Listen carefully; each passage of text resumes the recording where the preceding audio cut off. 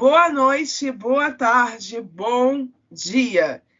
Seja a hora que você estiver ouvindo isso. Está começando mais um episódio do Entre Sumários Cast. E hoje nós vamos falar sobre como a vingança é um prato que se come frio e apresentar uma parte da nova formação do nosso time. Agora roda a vinheta. Depende. Depende. Você vai se divertir mesmo com isso? Ou você só tá lendo porque quer conseguir entrar na rodinha? Aqui desse podcast já sabe que eu sou uma senhora do gosto ruim. Eu só leio livro ruim, entendeu? Livro ruim. Ah, mas de onde você tirou isso? Você consumiu tal coisa pra ficar falando mal? Tem que partir da gente também ler o que a gente quer que seja produzido. Esse podcast faz parte da iniciativa O Podcast é Delas. Saiba mais em opodcastedelas.com.br.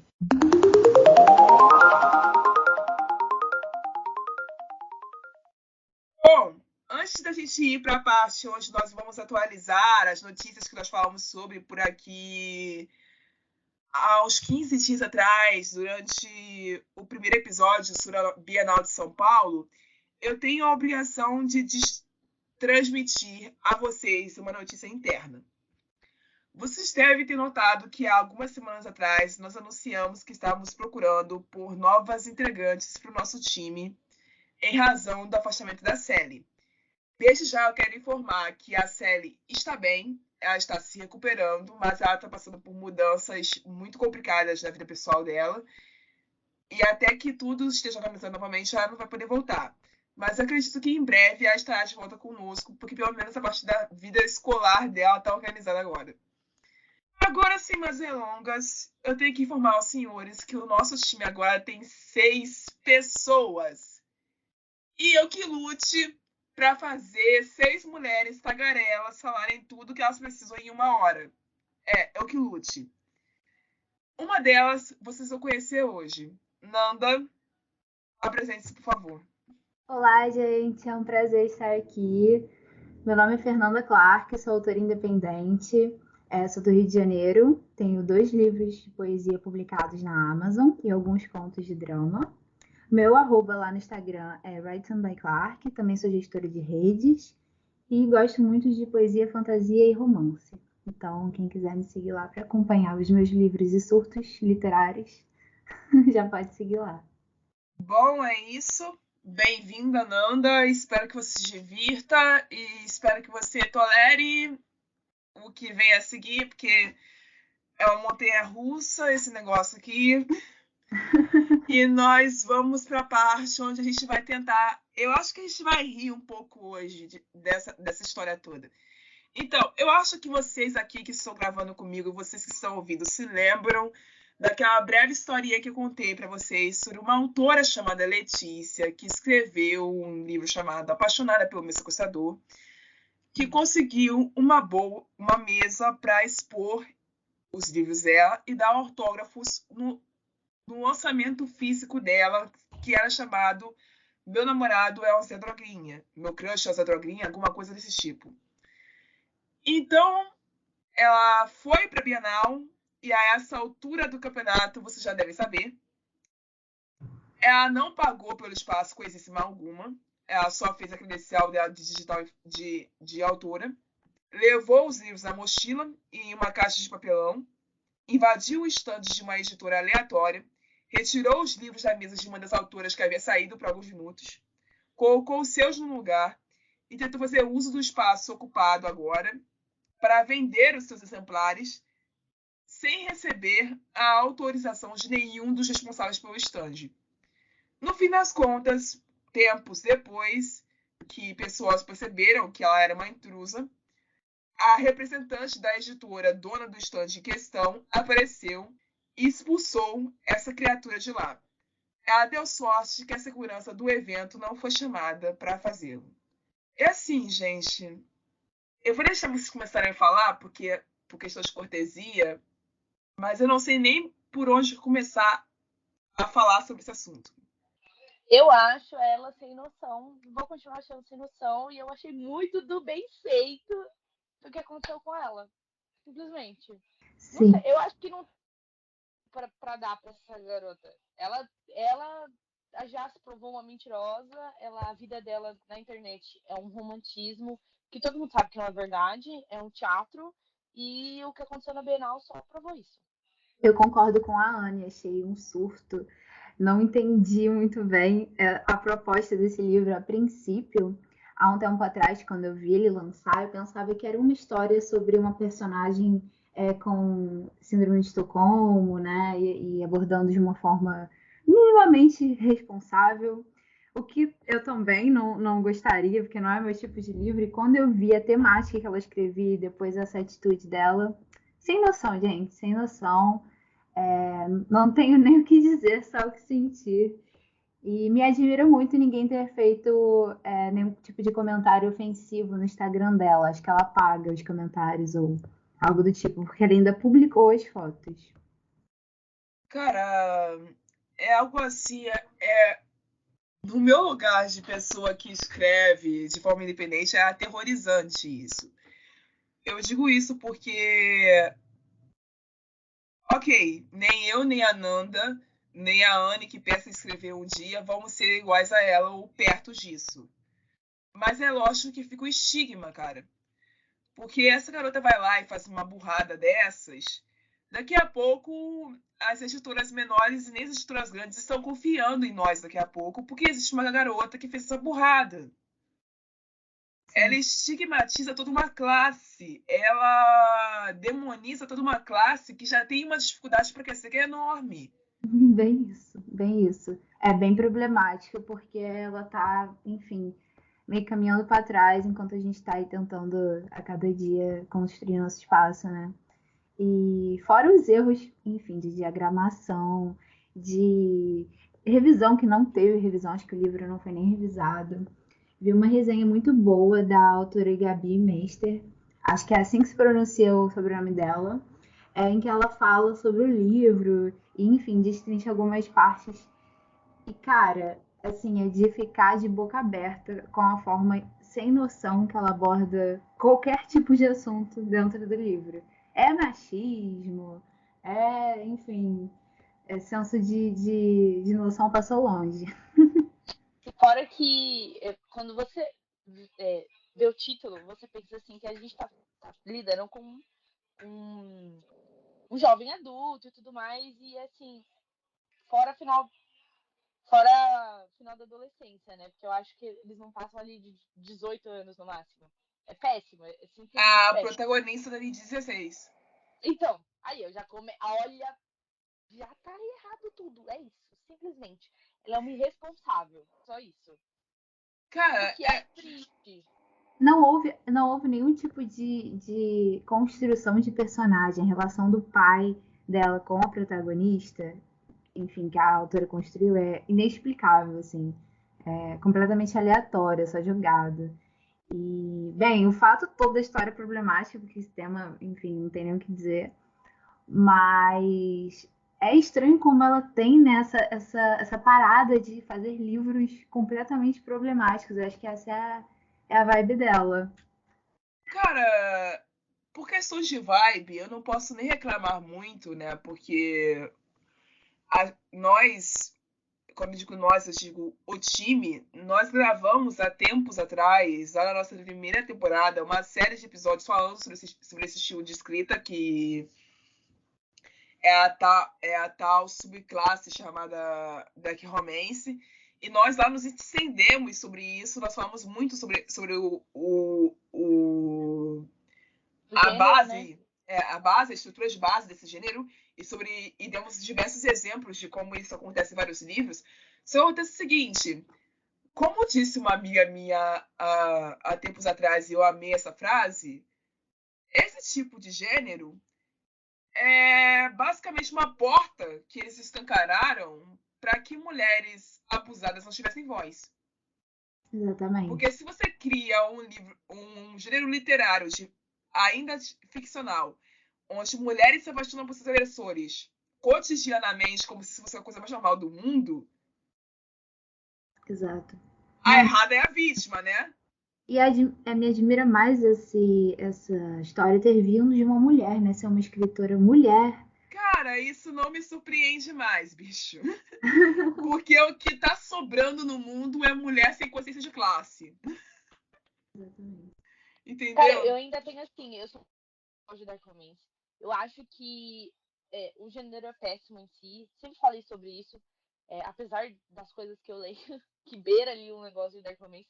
Mas eu acho que no caso dessa menina não chega nem a ser isso.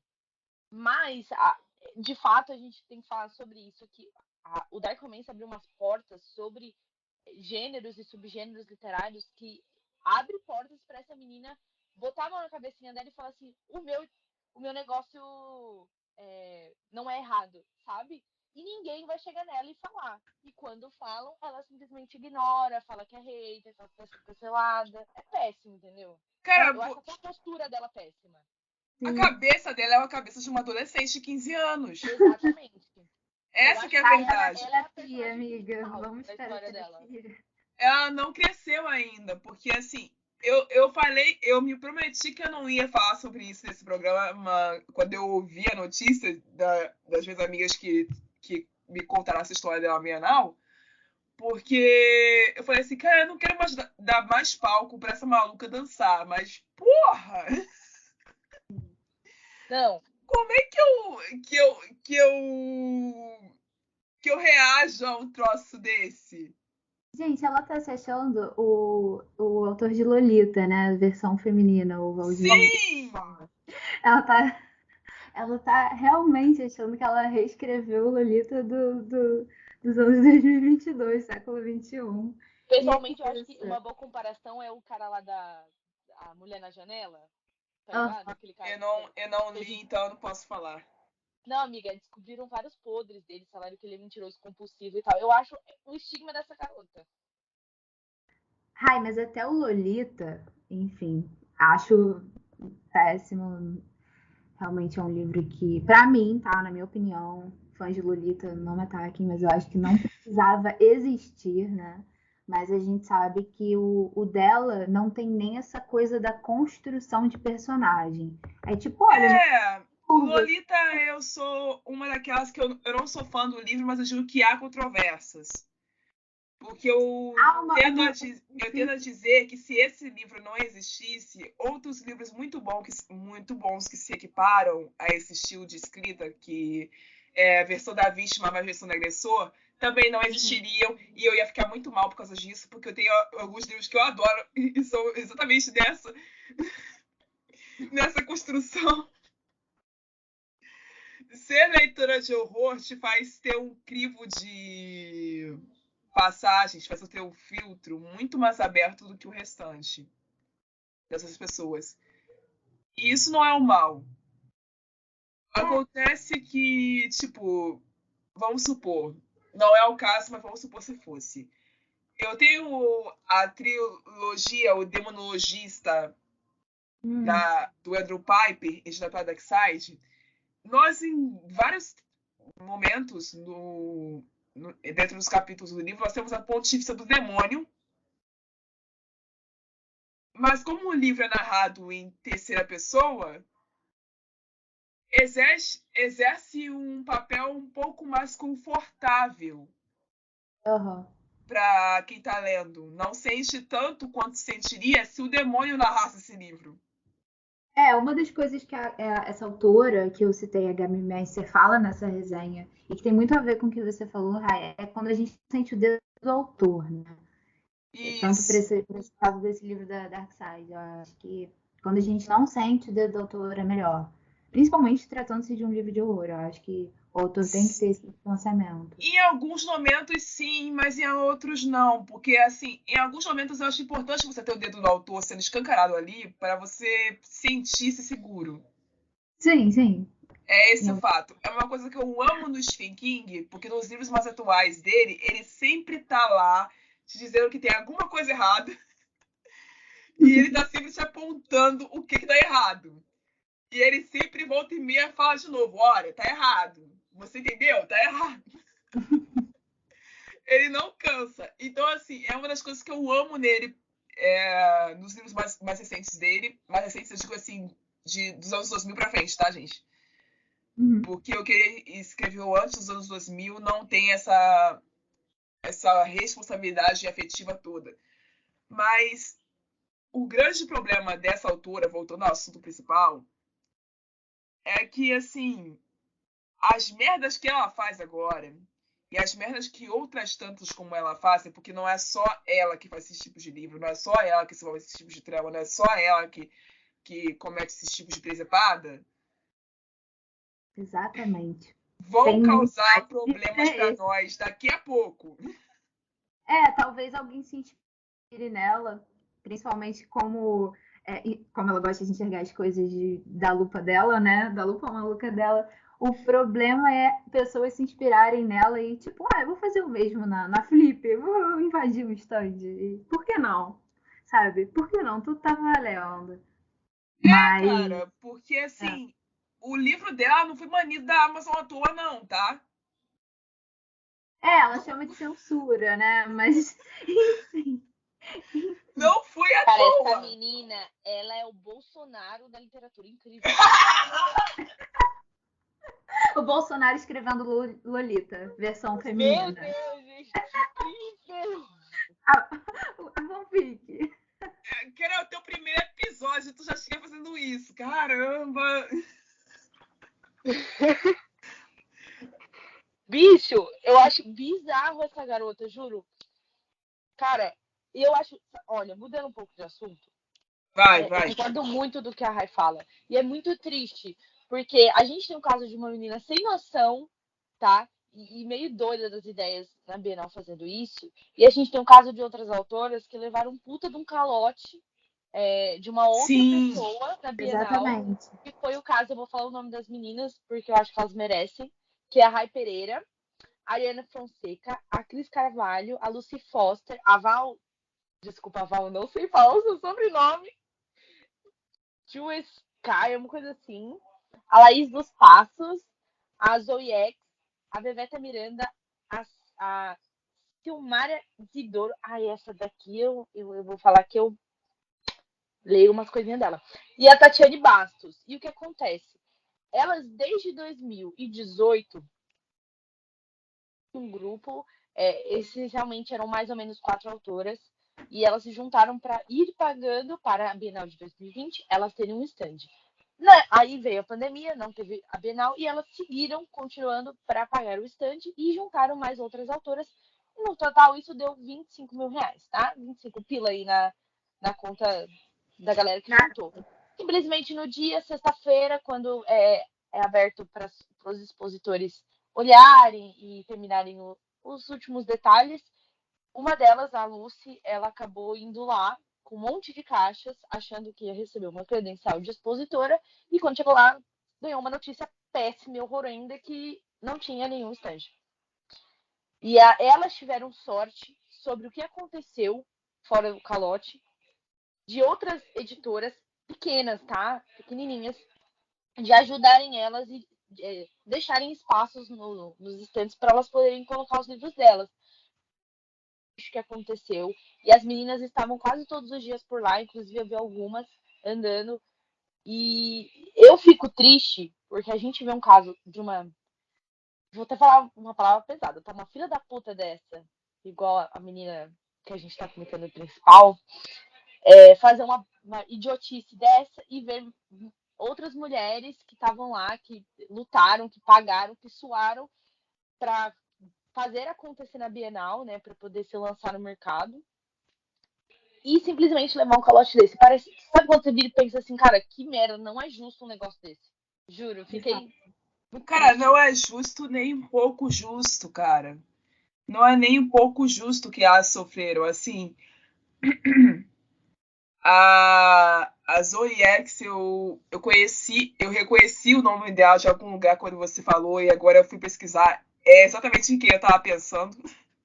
Autora de Bad Spring. E tipo, eu não leio o gênero dela, Mas ela faz um trabalho incrível com a divulgação dos livros dela, ela tem um empenho maravilhoso nisso. Ela é uma autora grande, de nicho, mais grande, que cresce cada dia mais. Não é justo com ela, que é desse time que eu conheço, tá, gente? Não é justo com nenhuma das outras. E, assim, a insegurança para quem vai atrás desse tipo de espaço, né, é muito grande. Sim. Sim. E eu É tenho que botar a responsabilidade na Expo Norte por causa disso, cara. Porque se eles melhorassem o site deles no sentido de dar mais informações sobre como comparar o stand com eles, diretamente com os organizadores do evento, isso não teria acontecido. Sim. É uma falta de organização mesmo. Total. Mas eu também acho que, tipo assim, é uma falta de organização e também um pouquinho de uma incerteza do que ia acontecer a partir dali. Exato. Porque eu acho que em 2020, se fosse acontecer, se não tivesse pandemia, não seria na Expo Centenário, seria no AMB. E aí eu acho que com essa mudança, ferrou tudo. E Provavelmente. sabe disso, de confiar numa pessoa. As meninas falaram que ela mandava comprovante e tudo mais. Ninguém imagina que realmente vai acontecer. Só que fica o Exato. aviso, né, de você pensar Aham. e pensar que, pô, não dá, não pode, a gente não deve deixar isso na mão de uma pessoa só. Tem sempre mais pessoas acompanhando e tudo mais.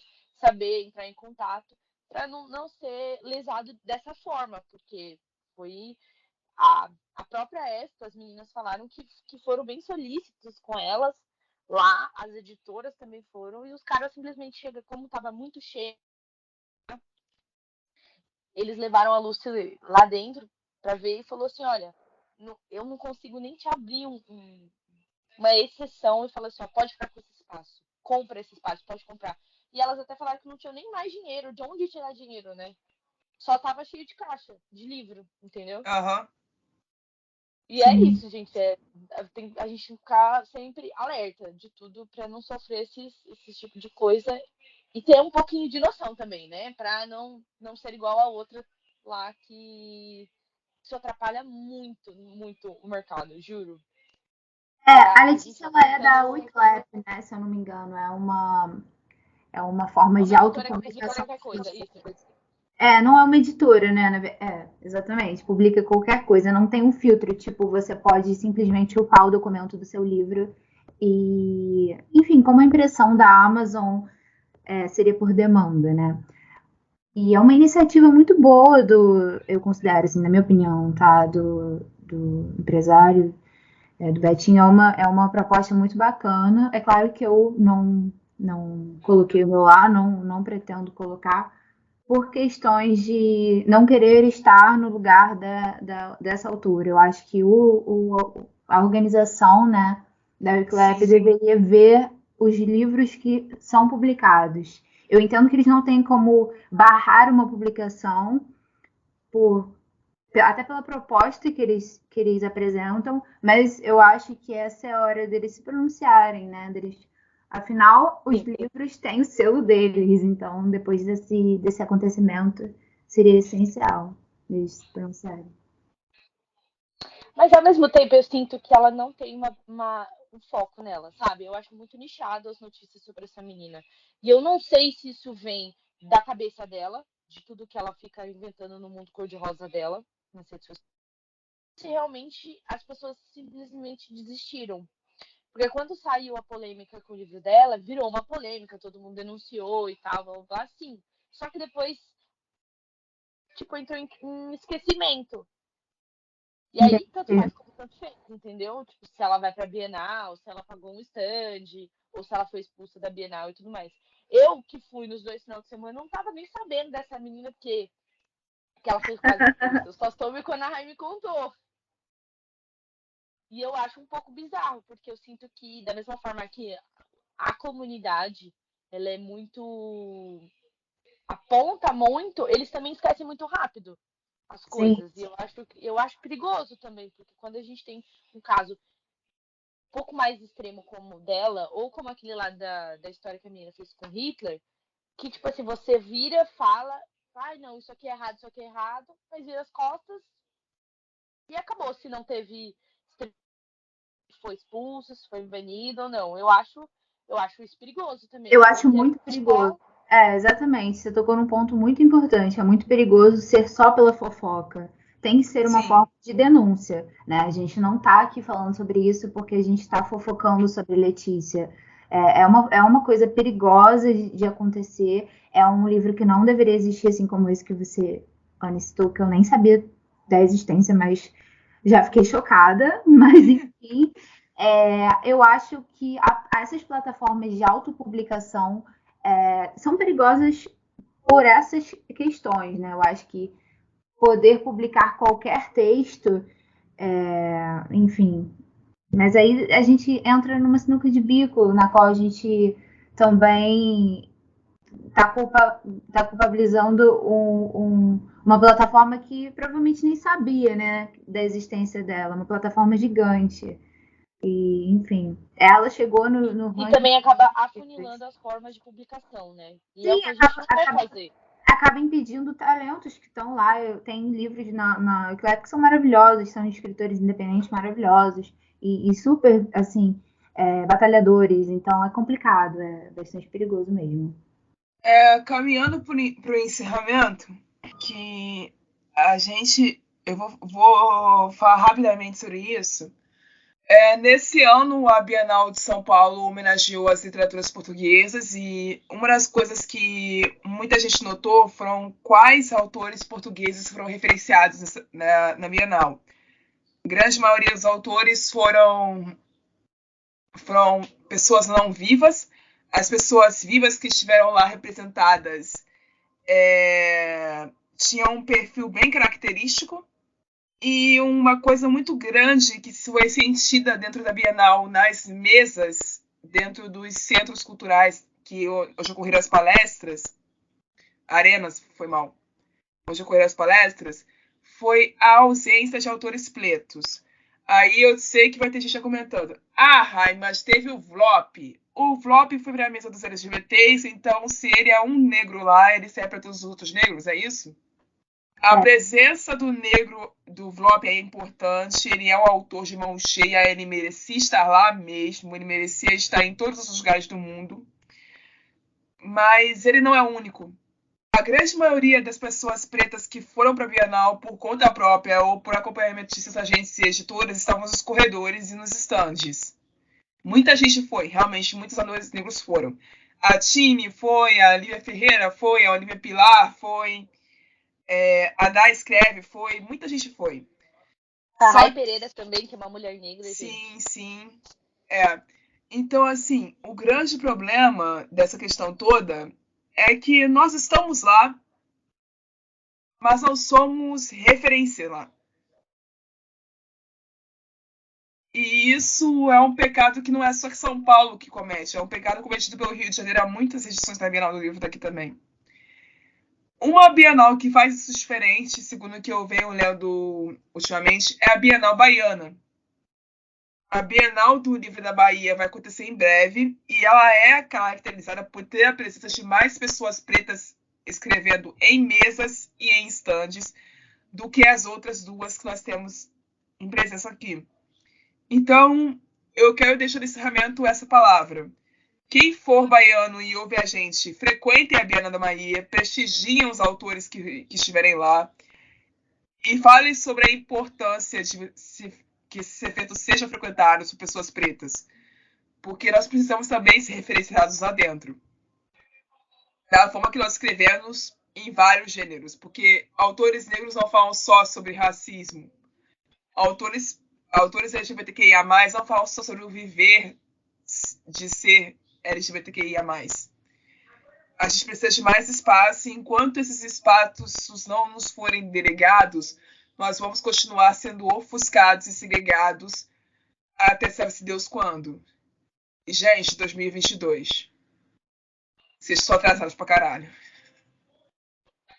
Eu acho importante também falar que a gente tem uma diferença na Bienal Baiana porque é um evento regional e de nicho que é mais focado em autores que são realmente da Bahia e tudo mais. Isso é tão errado, a gente ter uma Bienal tão plural quanto São Paulo e Rio são, E a gente vê tanta falta de mais representativas. E eu acho importante também falar um negócio que esse tipo de evento, ele é legal, ele é empolgante, a gente vê vários autores, mas mesmo assim, ele não é tratado de uma forma séria com os jovens. Eu acho importante frisar que essa Bienal de São Paulo, ela só foi o que foi, não foi só por conta da pandemia, que todo mundo bateu no peito e falou, não, porque é o primeiro evento grande pós-pandemia. Não foi só por isso.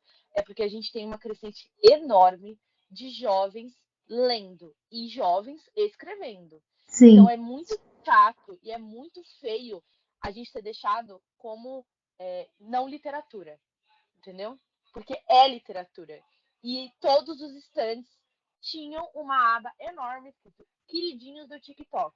E eram as pessoas que eram os livros que eram mais comprados em quase todos os stands. Então é muito não consigo nem colocar em palavras, tipo assim, parece uma coisa tão velha já, uma estrutura tão passada. É uma forma de segregação, é uma forma de dar voz a quem já tem voz, a quem já está nos números altos, enfim, no TikTok. E como a Rai falou, de mínima quantidade de autores negros na mesa. Eu considero que essa galera que lê e está escrevendo independente agora é a galera em peso que lê mais.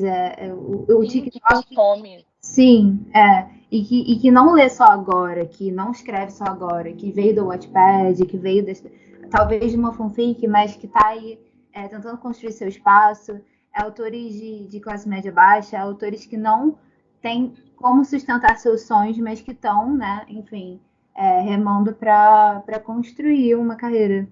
Eu acho que o nicho do BookTok é uma forma de, se a gente só der voz para isso, de apagar esses autores que são novos e que estão tentando aí. E a gente tem que falar também que a literatura ela só gira a partir daquilo que você começa a passar para as pessoas. Então a gente está tendo uma oportunidade muito grande de abrir mais mercado e abrir mais pessoas lendo e abrir mais pessoas escrevendo, se a gente tivesse mais representatividade. Então você ter autores negros, você ter autores LGBTs, você ter autores jovens em mesas importantes, em palestras importantes na Bienal, e não só simplesmente falar os autores que vão ser prestigiados são de Portugal. E aí você chama uma penca de gente velha que não atrai mais ninguém, entendeu? Atrai só que as pessoas que leem os caras, que gostam disso, e você reserva as outras mesas para falar sobre só simplesmente sofrimento, sabe? Como se essas pessoas não tivessem capacidade de escrever outra coisa que envolvesse o sofrimento delas perante a sociedade. Então, Sim. a gente devia ter mesas que falassem sobre importâncias que vão além disso, que, né, sobre jovens, sobre raças e etnias, falando sobre orientações, entendeu? Que já tá abrindo demais e a gente não vê isso e acaba se tornando tão massivo e chato. E que bom que a gente tem o TikTok para mostrar pelo menos um pouco das pessoas não desistirem. E assim, ó, vou contar para vocês, teve tanto autor independente que fazia fila grande e tal. Foi muito bonito. Lindo. É importante. Então é isso, gente. Obrigada a todos vocês que ouviram até aqui. Mais uma vez, seja bem-vinda, Nanda. Obrigada. E o nosso programa vai ser assim agora. A gente vai revezar esse time até caber todo mundo. Não sei se algum dia vai acontecer das 6 conseguir apresentar juntas, porque se isso acontecer, vai ser um episódio de 1h30. Nossa, vai ser caótico. Eu tô botando por baixo ainda o tempo. Então, assim, é isso, pessoal. Me desejem sorte na edição daqui pra frente, porque eu vou precisar. Em breve vocês conhecerão a Letícia, a nossa segunda novata. E eu volto na próxima semana. Até lá. Tchau!